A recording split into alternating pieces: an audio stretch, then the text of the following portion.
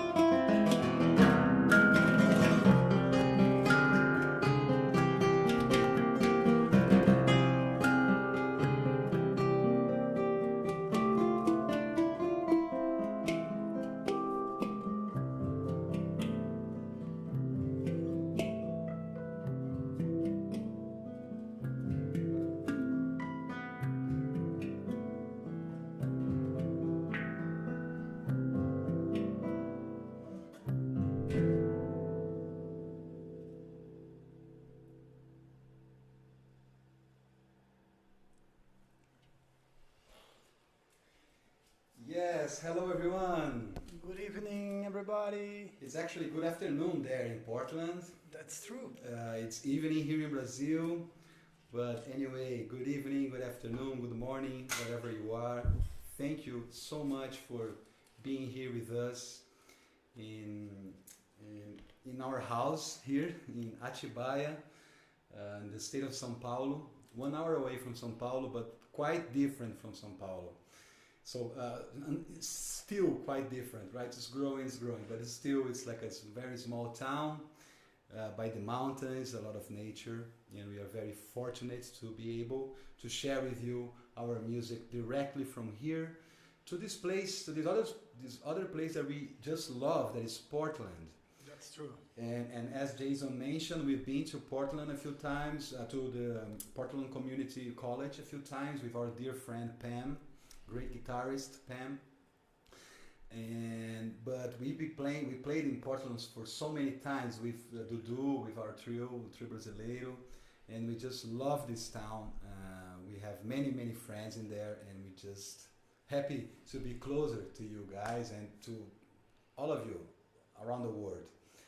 So we're gonna show you a program that is part of our newest album that is coming out in December. The first single is coming out in December of our duo, and it's all originals. I think we're just gonna play one that is not in the album, right? Yeah, but all the rest is in the album that is coming out. Probably the whole album is gonna come out next year. But we just played a composition that I wrote for another place that we love, but this time it's in the interior of the state of Bahia, in the coast of Bahia, called Caraivana. And I wrote this tune many years ago, and now we just gave it a new life with Alexandre on the handpan, and in this version for guitar and handpan. So we're gonna play now a composition by Alexandre called Palindrome. And the palindrome is that word that it has a mirror shape. So it starts and it begins. And it's a beautiful tune written by Alexandre.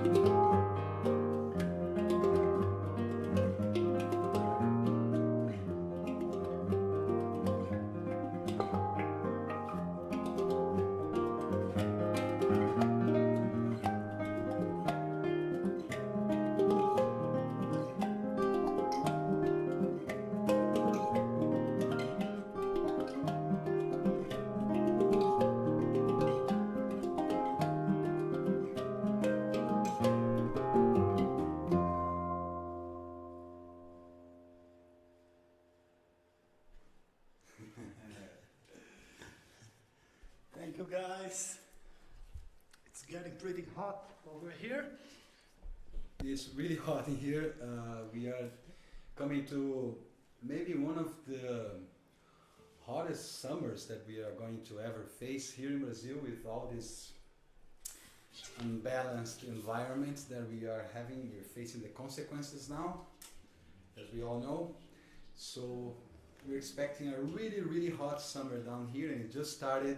So every day is really sunny, and that sun that like 8 in the morning is already burning. And then by the afternoon, there's a huge storm. So every day there is a storm here, and we were lucky enough that this storm happened during the sound check, and now it's already clear again. That's true. The internet could be a little unstable, but everything's fine now.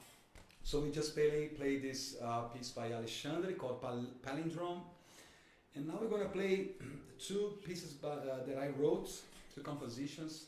Oh, Valsa da Terra is not on the album as well. That's Neither true. of them. This is the only one, right? And Besides the all right. So this first one, we're gonna play two. The first one is called Valsa da Terra, which means the Earth's Waltz. And I wrote this in the beginning of the year in Port Townsend, right before the pandemic times, just right before that. And we did a video actually in the beginning of the quarantine here in Brazil, and it's on our YouTube page, a video that we produced with images from our house here, and we're playing Valsa da Terra. And right after that, we're gonna play a piece called As Estrelas Nossas, which means our stars, the stars from our sky, or something like that.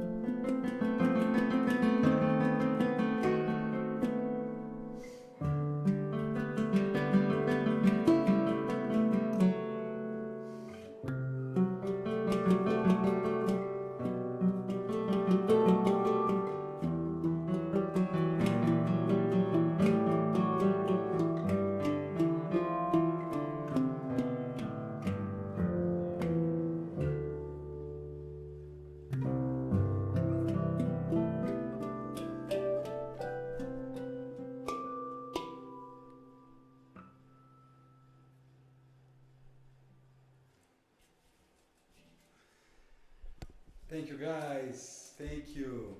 That was the Valsa da Terra, written in Port Townsend, written in our dear friend's house, George Rezendes.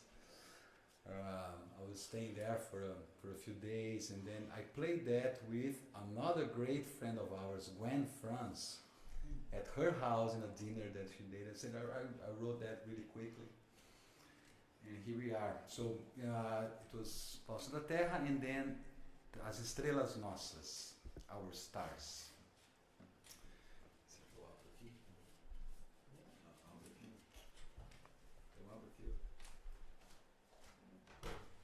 So now open a little bit because it's really, really hot. Okay. All right. So what's next? So let's play one of the Brazilian music, which is a composition that I made I don't remember, maybe last year, and then we recorded. It's gonna be the first one to come out in our single from the album, which is coming in December as a single, and we are looking forward. There's a video of it. That's true. And it's a Brazilian piece in a rhythm of afoxé, which is from Bahia state of Brazil. And it's a very, very interesting groove, and I hope you guys enjoy.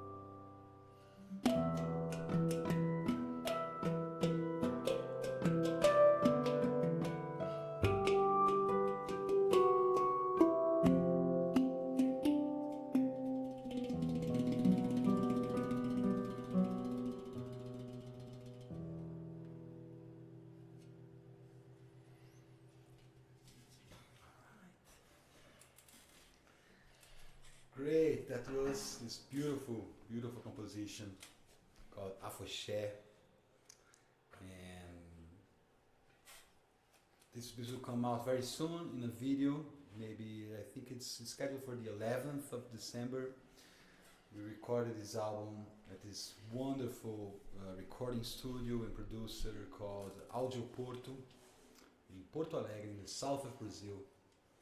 We're really, really happy about it. So watch out because the news are coming very soon. So let's play something that we recorded with our dear friend Dudu Maia in the Trio Brasileiro, right?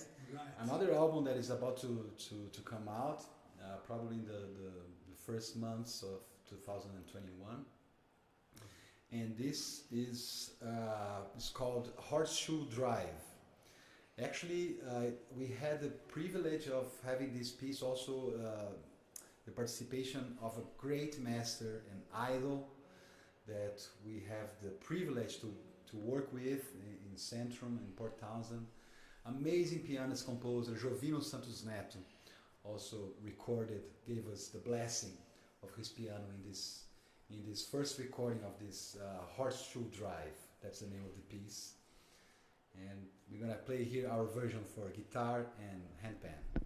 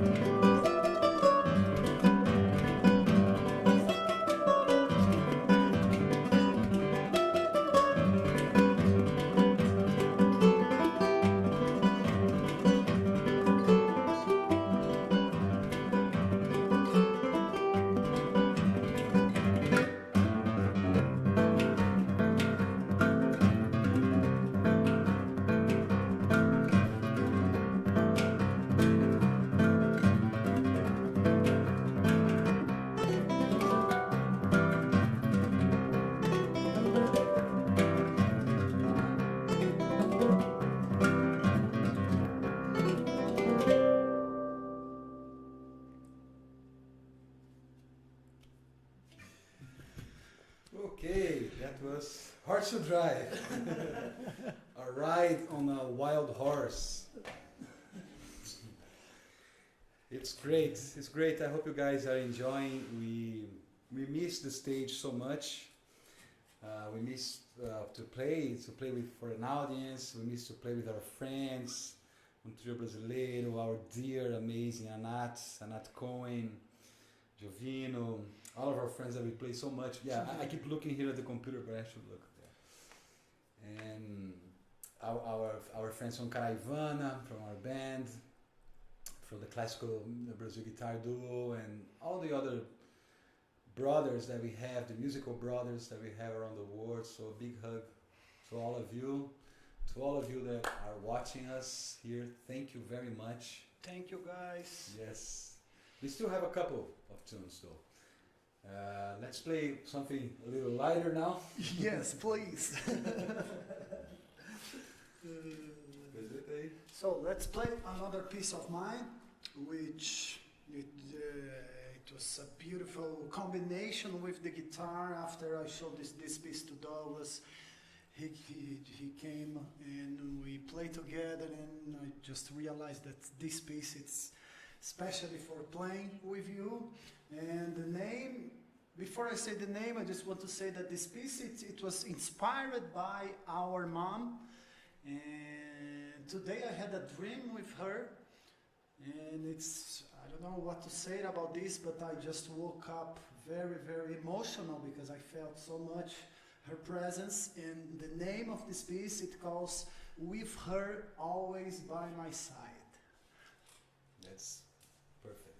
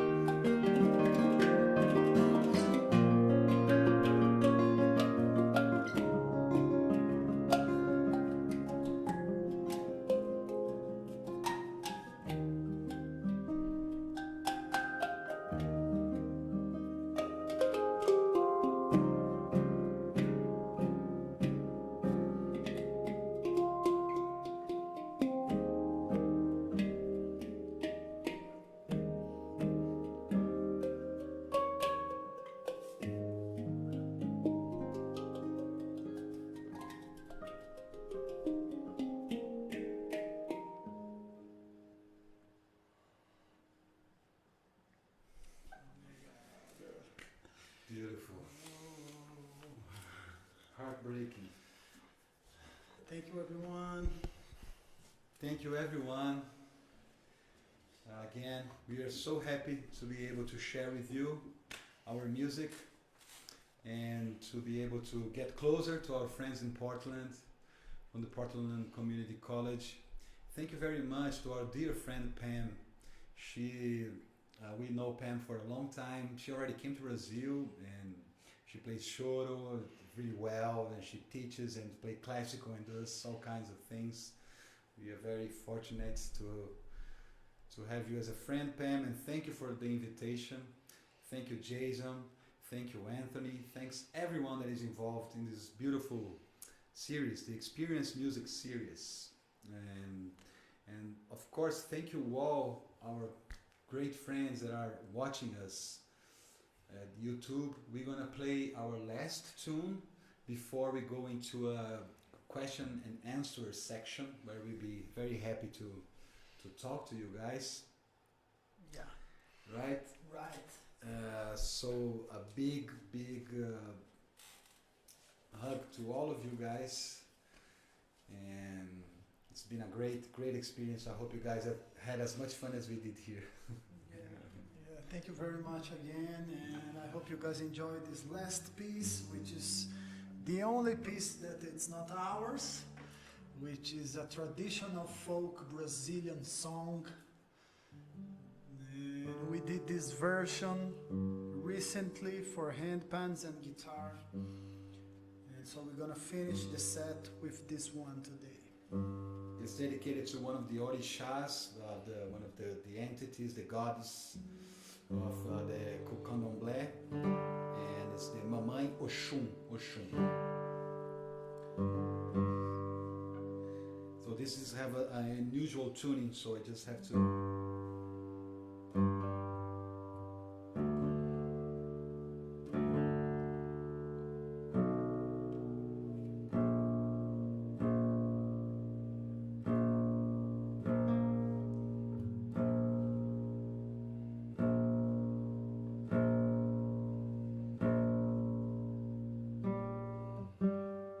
This is just like a stage. It's right.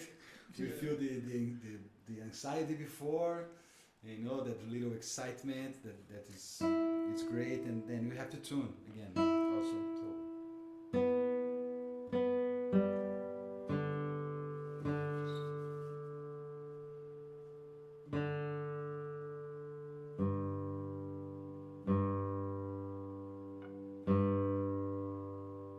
Almost there. Okay.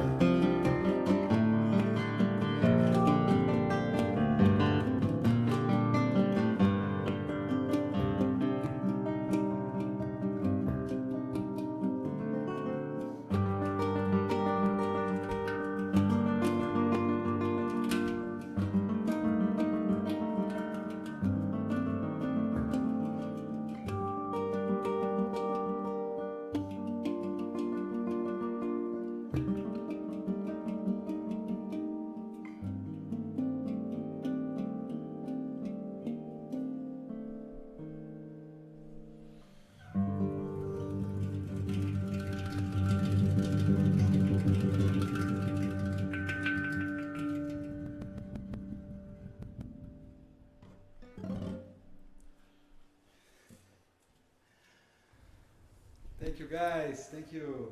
All right, thank you, everyone. Thank you for watching us. Thank you for the opportunity. Hi, Jason. Hello. Jason.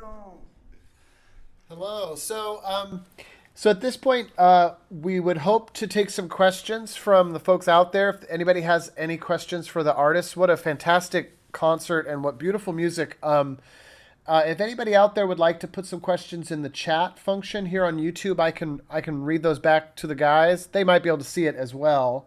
We are But not. oh, because you're not. Okay, yeah, yeah. we're not connected to the YouTube now. Okay, good. Well, while I'm waiting for some folks to put some questions in here, one of the questions that came up a couple of minutes ago actually was one of the audience members was wondering, off to Alexandre's right, there's an instrument that he's playing off screen, and I think I know the answer to this already, but I think it's just another pan. Is that correct?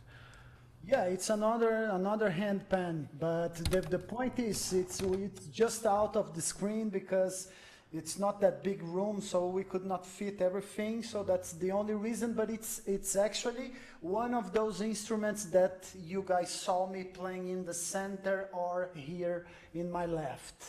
Gotcha. Right? Great. How many instruments do you have? Yeah, here I have 4 hand pans. Those instruments that I'm playing. The handpan is the name of the family, but my instrument, they are Ishama pantams made in Israel. So there is 2 type of material, stainless and nitrate, and I'm all the time changing the position in order to keep more possibilities of playing different notes, and yeah. Great. Basically like that. Cool. That's really cool. What a beautiful. I'm a percussionist myself, so just watching you play that makes me interested in that instrument. So, okay, we actually have some other questions coming in here. One question from one of the audience members was just simply, what inspires your compositions? What were some of the inspirations for the compositions we heard? All right, so let me explain a little bit how it works for me, because I'm not a composer by nature. It's something that I was playing just percussion, rhythmic percussion before, and I always felt like the need of express myself through melodies and harmonies. And once I start to play the handpan, I start to bring some ideas.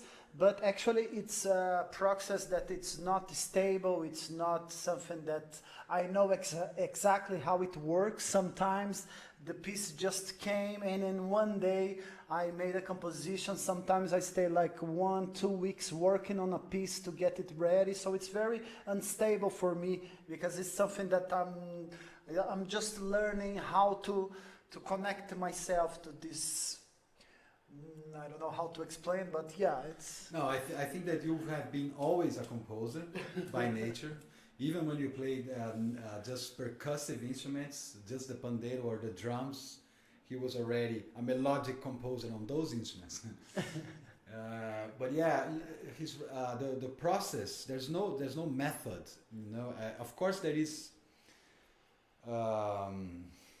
a point where you have to work on the piece in terms of a more rational process, but each tune comes in a different manner, and so many things that inspired us as you described it during the concert. Some of the pieces were inspired by places, some by people, some by specific rhythms. Then you say, okay, I think this is a cool rhythm, and I want to develop something on these patterns, you know, and then from there go wherever you want to go. But I think that the part of the inspiration, which doesn't have to do anything like to be in a very beautiful place, in a very beautiful view. It doesn't matter where you are. The inspiration comes whenever, you know, there is a very famous samba here in Brazil that talks about that, the power of creation. You don't need to be in a paradisiac beach or, you know, like the most beautiful mountains to be able to inspire. You can be inspired by anything, by your mood, your emotions. And that part is is very unexplainable and unpredictable. But there is, of course, like a refinement and right a craft of deciding the form and synthesizing, you know, this all these things for the final product. You know? Cool. That's really interesting. Yeah, the process is always fascinating to me there. Let's see here. Anthony, I don't know if you're out there, but I think I'm not on the YouTube right now, but hopefully folks can hear me. There we go. So we have a question from actually Pam. Pam Beatty's out there watching, and I'm sure she says hello. So Pam asks, and ultimately Pam is the mastermind to us being able to throw this together. So I want to give a shout out to Pam real quick. Without her, I don't think we would have been able to do this. So that's great. Pam, so this is from Pam. Douglas, as an already accomplished performer, what made you decide to go back to school? Because I know currently you're also back in school right now. Yeah, that's great, Pam. I'm pursuing a doctoral degree at USC, University of Southern California, and you know it's interesting how things they work. Cause I probably would be very hard for me to do a doctoral degree while touring so much as we were just in January and February, and then all this terrible situation comes and I started do the doctoral, and you know it's something that's kept me going. But the main reason that was not the reason why I chose, of course.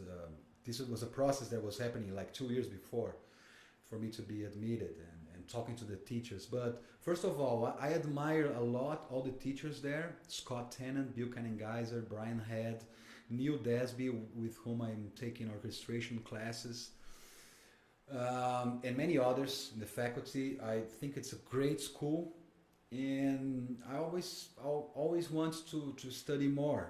You know, I think we always want to. There's the beauty of the music is that there's always room for improvement. There's like you can always be better than yourself. That's the only person that you can be better of yourself yesterday, and that's why I'm kind of a nerd also. There's that too. I like to study.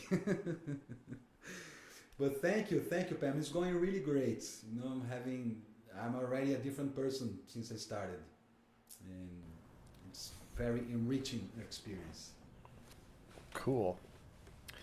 Yeah, great. Thanks for that answer. Yeah, it's one of the joys of music is it's endlessly fascinating. You can never learn it all, right? There's always more to learn. So, yeah, so we have got some other questions coming in here. I'll read this one just exactly the way that the audience member has written it, just so you guys can hear what he's talking about, he or she. So here we go. What are the native forms of the music you're playing? Are you creating a wholly new type of music using older styles? And if so, what would be those? Or what would those be? So, and that's actually kind of a question I'm curious about too. Like, is this a new style you're creating? And how much is this based on other forms that you currently play, I guess? I think it's great. Thank you for that question, and because we take that as a compliment, you know. Because if it sounds new, and that is a great thing, because we don't have the intention of reinventing the wheel or something like that. But what we do is we put all of our influence since we were little kids and we started playing together. I was 7, he was 4. Right, and we had rock and roll bands, heavy metal bands, and we always played together for this whole time. We played reggae, we played psychedelic rock, what else? Forró, samba, and every type of some types of Brazilian music, like samba, choro, and forró. Yes, and all these things are part of our influence and the way we express ourselves musically. There is one thing that might contribute to the sounding of the like so fresh. It's because of this combination that, as far as we know, we are the first guitar and handpan duo or 7-string guitar and handpan serious duo that plays all the time. And right, the handpan is a very new instrument, right? Yeah, that's true. It's very new. It's from 2000. Yeah, it was the first one that they created, which has a different name.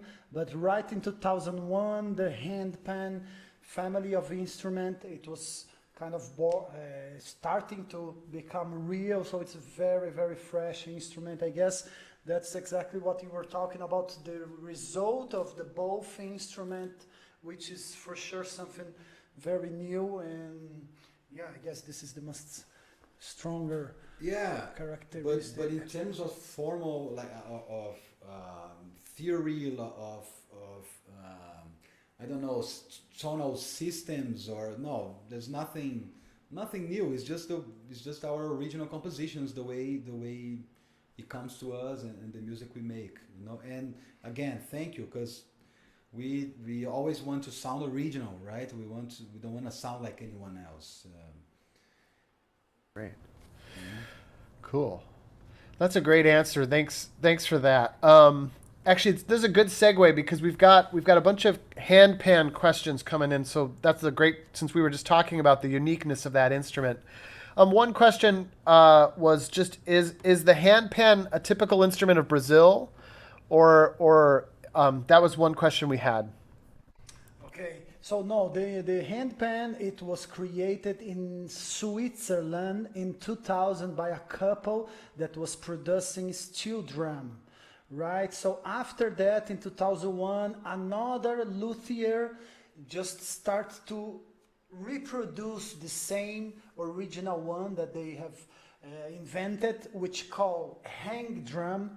But at this point, where someone else starts to reproduce this instrument, just came the need of the name of the family. That's why handpan, it's a name that can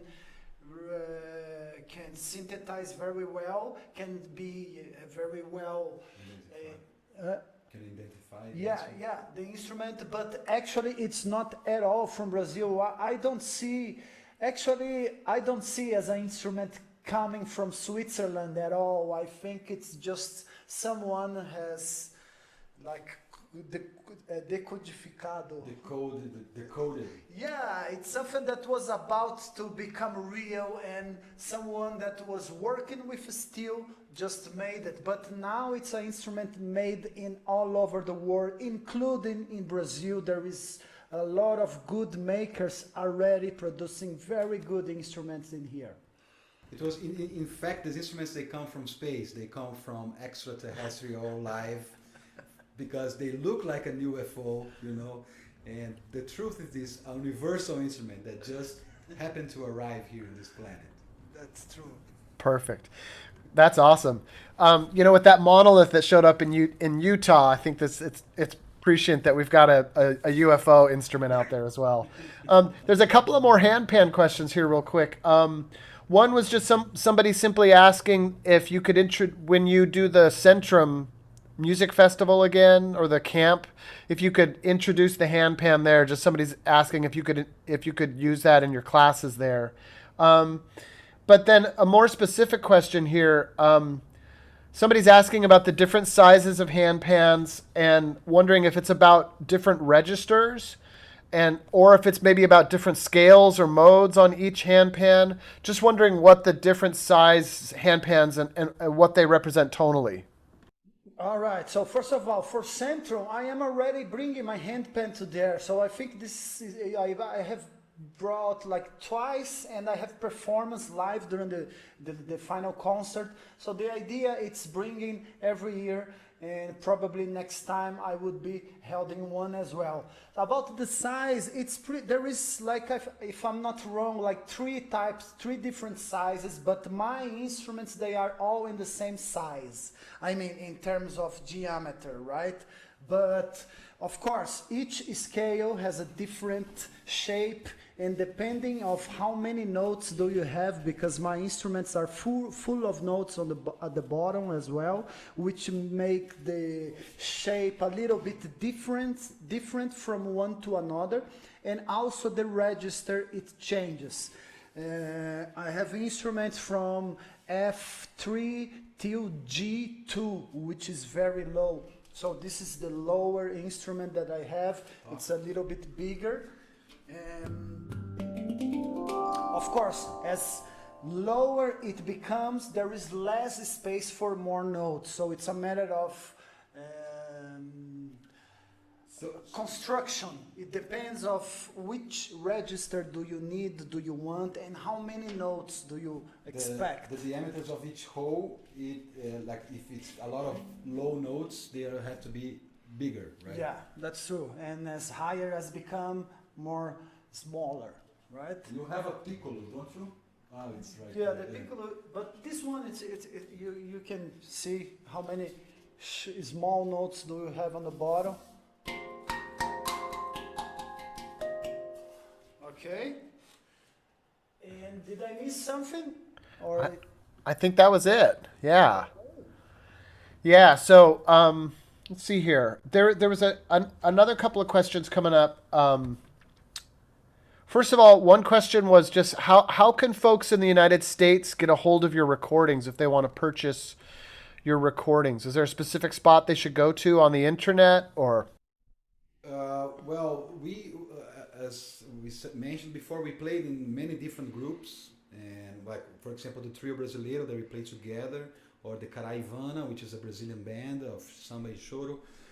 You can find our recordings and purchase them on the regular internet streaming and digital sales, like iTunes, Spotify, CD Baby. Our new album, specifically as the Lora Brothers, is the first one that is coming in the 2021. That will be available on all the digital platforms as well. It's going to be hopefully very easy to find. Great. Cool.